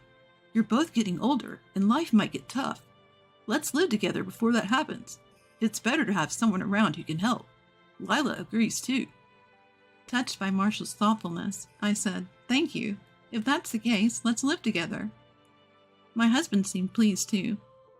But the issue was, where would we all live? At the time, my husband and I were living in a condo, and Marshall was on his own in an apartment. Lila also had a small apartment. It was cramped everywhere for the four of us to live. Then Marshall came up with an idea. "So why don't we just buy a house? Mom, you can take care of the mortgage every month." Wait, so we're all living there, but I'm the only one paying? Don't worry, Lila and I will cover other living expenses. You just need to handle the mortgage, Mom. I agreed to Marshall's request. The monthly mortgage was $1,800, and I've been paying it for 10 years without issues. Living in the house was comfortable, and everyone got along. We all had jobs, and our family savings were adding up nicely. But a year ago, I discovered $3,000 missing from our savings. I was looking at the statement and was shocked because I hadn't heard anything about it beforehand. When I asked the family, it turns out Lila was the reason. "Actually, I used it to buy a designer bag I've always wanted. I apologized for not discussing it beforehand." Lila seemed genuinely sorry, so I just said, "All right, just let me know next time you're making a big purchase." But Lila's spending spree didn't stop there. She kept buying luxury items, depleting our savings. even when I warned her. Lila's bad spending habits only got worse, and so did her attitude. I have stress too, you know. What's the harm in a little shopping? She would retort, and refused to stop her wasteful spending. For some reason, Marshall and my husband sided with Lila. Marshall was particularly harsh. Lila's having a tough time at work. Cut her some slack. My husband joined in, criticizing me. We're family. Understand her. No need to make a fuss just because the savings dropped a little. However, Lila was spending tens of thousands a month on luxury items. I warned them that at this rate, we'll run out of savings. I tried to bring it up, but the other three just kept saying, we can just save up again. What's worse, my husband and Marshall started joining Lila in her reckless spending. When Marshall brought home a wristwatch that cost more than $10,000, I seriously felt dizzy. What's gotten into you all? We're going bankrupt. My pleas fell on deaf ears. Then Marshall dropped a bombshell. I actually enjoy seeing you struggle, Mom. I've always disliked you. I thought living off your money would be enough, but now I want to see you suffer more. Buying luxury items with your money killed two birds with one stone. I was speechless. Seeing my reaction, Marshall laughed out loud. What's with that face? This is all your fault, Mom. Then my husband chimed in. I thought Marshall was getting the short end of the stick too, you know. Never getting the stuff he wanted, living a life full of sacrifices. So I was on board with the plan to make you buy a house. My husband may be lenient with Marshall, but to go along with such a reckless plan? Just to be clear, I've never been unreasonably strict with Marshall. I've only emphasized basics like greeting people properly and meeting deadlines. I even bought toys for birthdays and Christmas. I thought he would understand once he became an adult. I never imagined he'd resent me for it. I broke down in tears, but the three of them just laughed.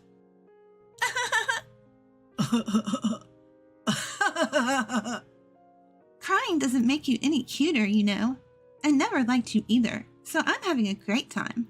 Oh, let's all go to a fancy restaurant to cheer up. Without Jessica, of course.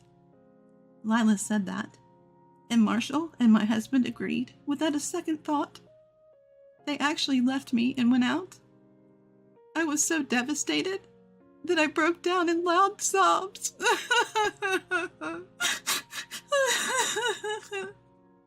Revenge from the family I had always trusted was not something I could easily accept. After that, I tried to talk it out with my family. I wondered if we could reconsider and start over. But all my efforts were in vain. They just mocked me without listening.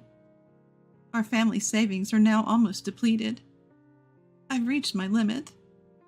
Reviving this family is impossible. Lately, they've been saying if I'm unhappy, I should leave. Why is this happening to me? I'm not sad anymore.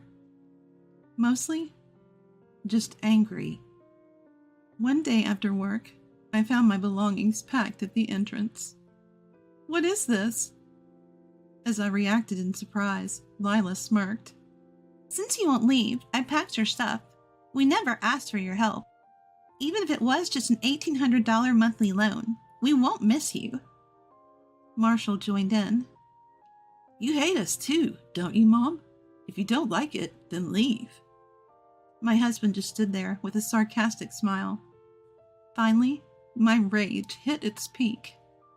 I don't want to be with these people anymore. Fine. I'm leaving.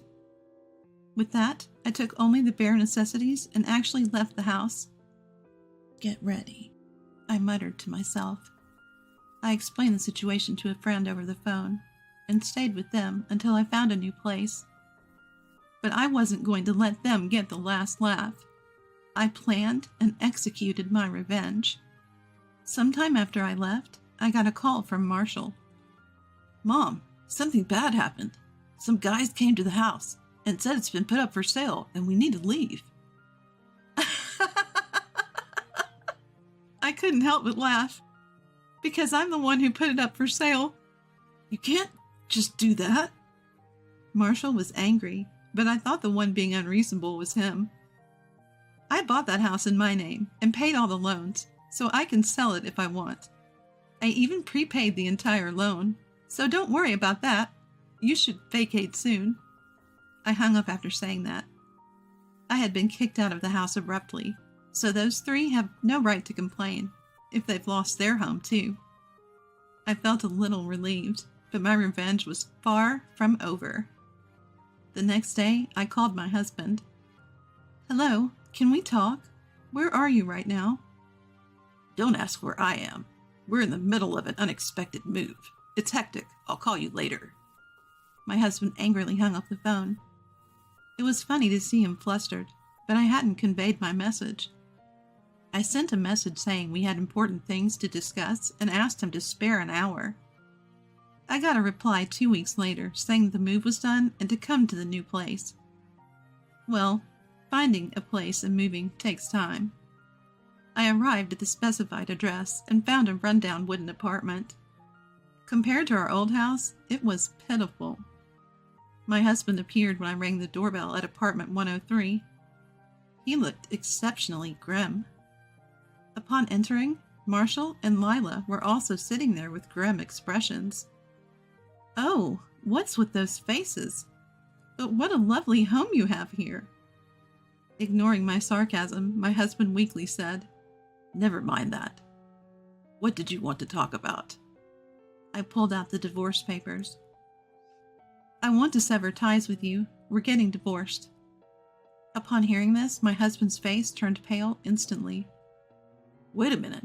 We can't afford a divorce. We have no money. What will happen if you leave too? I don't care what happens to you. I'm not your ATM. 3 adults should be able to earn a living. The 3 of them exchanged troubled looks. My husband began to explain. Actually, Marshall and Lila were fired from their jobs. What? When were they fired? It was information I hadn't expected. Lila 3 months ago, and Marshall about a month ago. They had bad attitudes and were troublemakers, and we had no savings, so losing their incomes hurt us badly. Plus, we only found out they were fired when we chose a new place. They kept it a secret and pretended to go to work. Marshall chimed in, showing no remorse. When they say bad attitude, it's just stuff like ignoring deadlines and not greeting people. Since they were kids, I've always told them to meet deadlines and at least have the courtesy to greet people properly, and yet, Lila was no different. I only slept during meetings and threw coffee at my noisy boss, and yet they suddenly fired me? How unfair. That's when I decided to cut ties. Marshall and Lila, what you did could easily get you sued. I'm cutting ties with people who can't understand this even in their 30s. Now agree to the divorce. I won't be giving you any assets. But my husband was still resistant to divorce. Marshall and Lila kept annoyingly begging for money. Frustrated, I pulled out a stack of papers from my bag. This is a copy of my diary, I said. It's all documented. The terrible things you've all said and done. I've been keeping track ever since you all got out of line. If you're not willing to go through with the divorce, I'll take this diary to my lawyer. Is that what you want? The word lawyer seemed to spook my husband, who quickly changed his tone. All right, spare me the lawyer talk. I don't want to make a big deal out of this. Let's divorce. Marshall and Lila started to make a fuss. My husband yelled, Don't act all high and mighty when you're unemployed. They fell silent. Tired of the low-level bickering, I had them fill out the divorce papers. As I left the room, I told my husband, This mess? You're partly to blame for taking Marshall's side. Enjoy taking care of him. Being a parent to a grown child can be quite a challenge. I couldn't help but smirk. I had my own savings, so I didn't worry about making ends meet. I walked out of the apartment, light on my feet. 6 months later, I got a call from my ex-husband. Jessica, can you help me out? Where are you? I've been asking around, but no one seems to know. I calmly said, Well, I moved, but I didn't tell you my new address. I've asked my acquaintances not to share it, so you three just live happily together. After the divorce, I moved out of my friend's place and found a new home. I explained the situation in detail to my company and was fortunate to be transferred to another branch that was short-staffed. I took proactive steps to ensure my old family wouldn't show up uninvited. Thanks to the cooperation of my friends and company, I was really saved. Despite asking for a lot, everyone handled it without showing any annoyance. Hearing people say, "You've been through a lot, Jessica. It's not your fault," lifted my spirits considerably. Just as I was thinking how blessed I was to have such supportive people around me, my ex-husband's loud commotion brought me back to reality. "Please don't be so cold. Marshall and Lila don't work, and they're draining my salary. I even have debts. I'm on the brink of bankruptcy." I felt intense anger once again. He hurts people for his own selfish reasons, yet seeks help when he's in trouble. I couldn't help but shout at my incredibly selfish ex-husband. "You've got some nerve. After tormenting me, you expect me to help you out when you're in trouble? Don't ever call me again." I hung up immediately and blocked his number. I also blocked calls from Marshall and Lila while I was at it. I had kept their numbers just in case I'd need to get in touch, but no more. I decided they were no longer necessary. I felt a sense of relief, like I finally cut all ties. All that's left is to hope for a peaceful life from now on. Later, I heard that my ex-family met quite a grim fate. My ex-husband grew sick of Marshall and Lila's wasteful habits and went missing soon after our last call. I heard he even quit his job and disappeared. I don't know where he went, but I doubt he's leading a happy life. Marshall and Lila, on the other hand, are still caught in their cycle of debt, their habits of squandering money unchanged. Even their family, friends, and relatives have abandoned them, knowing the mess they're in. I can only assume they'll keep sinking deeper into debt. When a friend told me all this, I felt a sense of achievement. I hope they regret their actions and continue to suffer. My ex-husband had been missing for a while, but I happened to see him living on the streets during a business trip. I never thought he'd become homeless. He didn't recognize me. He looked skinny and completely beaten down. Given his age, maybe he couldn't find another job. Marshall and Lila, meanwhile, filed for bankruptcy. They never stopped spending, borrowed money like it was nothing, so it ended up this way. There was no concept of living off hard-earned money for them. These two spent their days blaming each other for their financial ruin, fighting all the time. The outcome? They became a nuisance and got kicked out of their apartment. Another friend filled me in on this. But like my ex-husband, their whereabouts are now unknown. They might be homeless too, but I couldn't care less. No matter how miserable their lives become, I'll never lend a hand. In contrast, I've regained my peace. I was worried they'd hire a detective to find me, but thankfully they never showed up. They probably don't even have the money for that.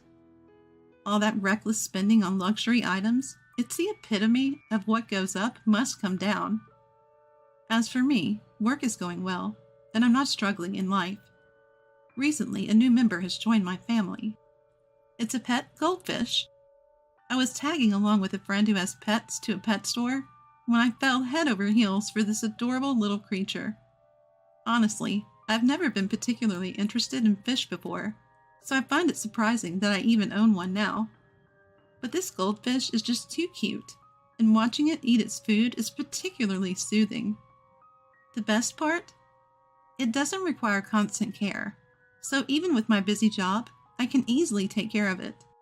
It's added a new layer of joy to my life. I hope my days continue to be this peaceful moving forward. You don't even know that? Typical high school dropout. How have you been surviving all this time? Susanna, my sister-in-law, always made fun of my educational background. She seemed to think that education was the most important thing in life, ignoring the fact that there are many other important aspects.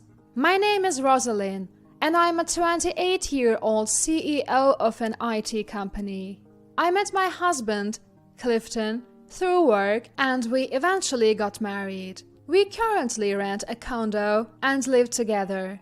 We both have incomes, so whoever can do the housework does it. However, I rarely have days off and usually get home late, so Clifton ends up doing most of the housework. Despite his own busy schedule, he never complains and takes care of everything. He never gets mad at me for focusing on my job and always encourages me, saying, "I'm rooting for you." I felt blessed to be married to someone like Clifton. Life with Clifton was comfortable and peaceful. The only issue was Susanna, my sister-in-law. When I first met her after getting engaged to Clifton, I greeted her, "Nice to meet you, Susanna. I'm Rosalind. Looking forward to getting to know you."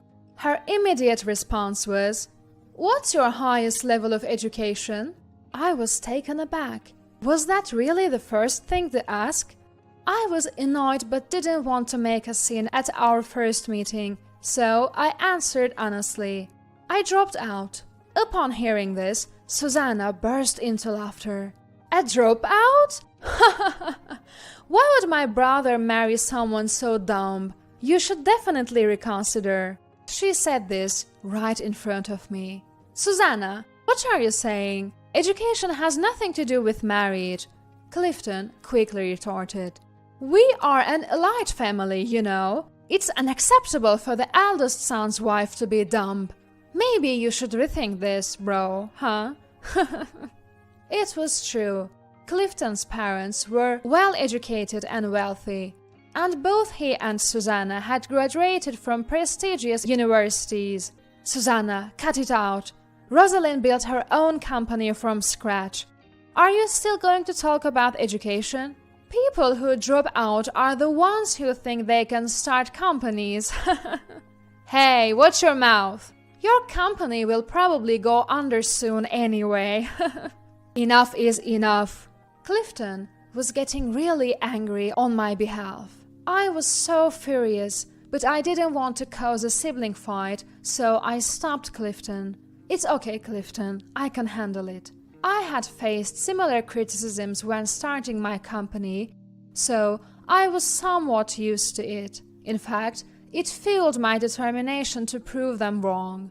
I could tolerate Susanna's snide remarks once or twice, but it didn't stop there. "Sister-in-law, I'm here to visit." Susanna often came over to our house to mock me for being a dropout, make snide comments, and even brag about herself. "You're here again, Susanna? Is it a problem?" "No, not really. But..." Susanna looked around our home and said, "Do you even do housework, sister-in-law?"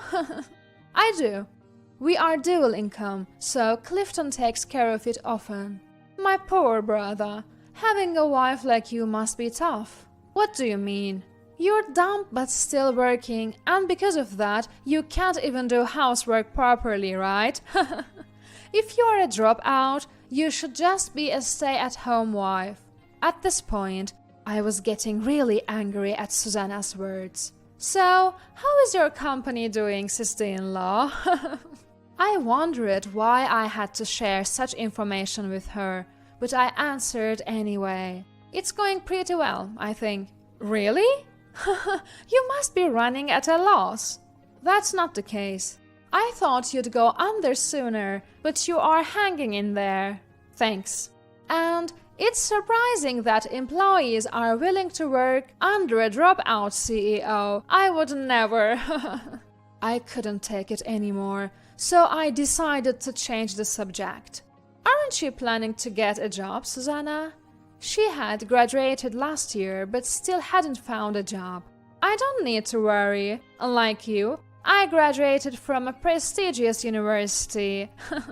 I'm taking my time to find a good company." "Oh, I see. All my friends are working at big companies. My university is really something." And there she went, bragging about herself again. A lot of people from my university get jobs at big companies, and many became CEOs. Susanna kept making snide remarks and bragging every time she visited.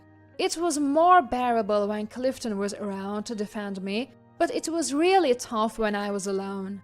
I didn't know what she might say to my in-laws, so all I could do was endure it. As much as I could turn frustration into motivation, I was getting tired of Susanna's relentless jabs. Then, one day, she suddenly announced she was getting married. "Oh, you're getting married! Congratulations!" "Thank you. My fiancé is a Harvard graduate and very accomplished." "Oh, I see." I couldn't help but think she chose her partner based solely on education. What does he do for a living? He is in IT and he works for a pretty good company. I see. It's not a big corporation, but it's a rapidly growing company that's quite famous around here. Ah, okay. And they have a very competent female CEO. Nothing like you, the dropout CEO. None of your business. Do your best to keep your company from going under. She was even more obnoxious than usual, perhaps because she was excited about her upcoming marriage. "Oh, and please don't come to the wedding." "Why not? If his family finds out there's a dropout among us, the engagement might be called off. You wouldn't want that on your conscience, would you?" I was dumbfounded by her ridiculous statement. Why would your engagement be called off just because I'm a dropout? That's absurd. I don't know. I just want to eliminate any risk factors, so please don't come. Fine. On the day of the wedding, I was actually considering not going since Susanna told me not to. But Clifton was angry, saying, "She's family. It would be weird not to go. What is she thinking?" So I decided to attend Susanna's wedding. However, when I arrived at the venue, she rushed over to me, saying, "Why are you here, sister-in-law? You weren't invited. Please leave immediately." Susanna ran up to me and tried to kick me out. "We don't even have a seat for you. It would be inconvenient if you stayed." "Enough, Susanna, stop it!" As Clifton was about to get angry, the groom's parents came from behind and said, "Oh, you're here, CEO." They bowed their heads to me. "We're always grateful for how you take care of our son." Both of them bowed to me. No, the pleasure is mine. Congratulations on this occasion." Susanna looked stunned at the exchange between me and the groom's parents. "Wait, what's going on? Do you know each other?" I had no choice but to explain. "Your husband, Victor, works for me." "What do you mean?" Whether she didn't want to believe it or was just too shocked to understand, Susanna seemed clueless. "So, I'm the CEO of the company where Victor works." "The competent female CEO you were talking about? That's me." "What? No way!" Finally, grasping the situation, Susanna was visibly flustered. "That's a lie! There's no way!" "It's not a lie. Victor told me about the engagement recently. It's a small world." "I don't believe you." Susanna didn't want to accept this fact and stubbornly refused to believe it. Just then, Victor arrived. "What's going on?" He seemed to have rushed over, sensing some sort of commotion. "Nothing, it's fine." I decided to brush it off, not wanting to make a scene. "Anyway, thank you for coming, boss." Victor bowed deeply to me. "Of course, I am happy to attend your wedding, Victor." That's it. Hearing Victor call me boss, Susanna finally seemed to believe it. She was at a loss for words. "Your seat is prepared over there, boss." "Thank you." It turned out Victor had prepared a seat for me, even though Susanna hadn't. I wasn't invited by you, but I was by Victor. For the rest of the wedding, Susanna's face was tense. She even tripped while walking down the aisle, making for an awkward scene. Victor was also upset with her, saying, "What's gotten into you today?" I couldn't help but laugh at Susanna's sudden change in attitude. "I'm sorry for the terrible things I've said before, but I've always thought you were amazing, sister-in-law." I could only respond with a wry smile. "Is that so? You are a CEO while balancing work and home life. That's incredible." "Ah, thank you. You've built a successful company despite being a dropout." I was slightly irritated, expecting her to bring up education again. "Being a dropout has nothing to do with it." When I responded a bit strongly, Susanna immediately apologized. "Oh, sorry, you're right, it doesn't matter." Maybe she was worried about upsetting me and jeopardizing her husband's job. She started trying to win me over. "There are many things more important than education." "Exactly, you can always study. Being a dropout doesn't mean you can't be a CEO." "You're so right, I admire you." "Ah, sure."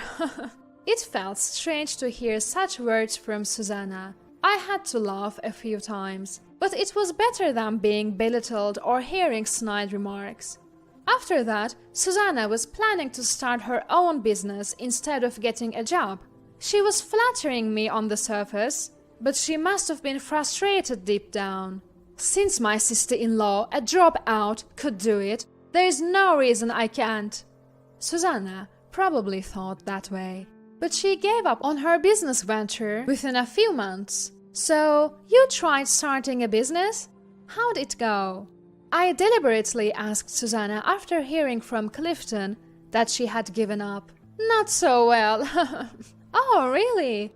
I realized once again how amazing you are. Good to hear." Susanna was smiling and talking cheerfully, but her expression was tense. She must have been quite frustrated.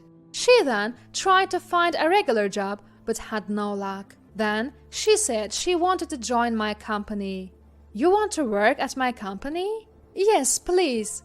She probably thought she'd get hired easily through connections. "I've always wanted to work here." She even told such an obvious lie.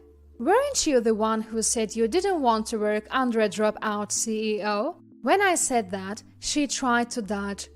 "Did I say that? Must have been my imagination." I wasn't going to forget that. At that point, I didn't want to work with her, but I decided to ask her some more questions. "So, what qualifications do you have, Susanna?" "Qualifications? We are an IT company, so having IT-related qualifications would help, but it's fine if you don't." Not really." "Did you not get any qualifications in college?" "I have some, but..." The qualifications she got in college were trivial and easily obtainable by anyone. "So, what can you contribute to the company?" Nothing, really." I could see why she was having a hard time finding a job despite graduating from a prestigious university. "What did you study in college? Or did you just play around for 4 years?" "I was an excellent student." Being good at school doesn't mean you are good at work. Companies don't need people like that. I was just giving my opinion as a CEO, but Susanna got angry. "Don't belittle me. I have a degree. I have confidence that I'm better than most people." That's called baseless confidence. We hire based on ability, not education. Sorry, you're not a fit. "What? So we can't hire you?" "That's ridiculous! Why wouldn't you hire me?" She was furious, probably because she was rejected by a dropout like me. "It's fair. You've been rejected by every company you applied to, right?" "Well, that's... Victor is doing well, and we are paying him a decent salary. You could live on his income alone. Why not be a housewife?" I can't believe this. Just give up on finding a job. After that, Susanna gave up on employment and became a housewife. Just like I suggested, but she couldn't cook or even do laundry. She had always relied on others and never did anything herself. It seemed like Susanna couldn't even become a housewife. Even Victor was getting frustrated with her. Now she's learning housework while getting scolded by Victor's mom every day. Who knows when she'll become a competent housewife? Her friends made snide comments. You graduated from college but couldn't find a job and had to become a housewife? How embarrassing! It must have been a huge blow to her pride. She became quite depressed and lost her energy. On the other hand, everything's going well for me. The company is growing, we are hiring more staff, and my workload had decreased. I've even managed to catch up on housework and cooking. The only stressor, Susanna, has quieted down, so I'm living fulfilling days.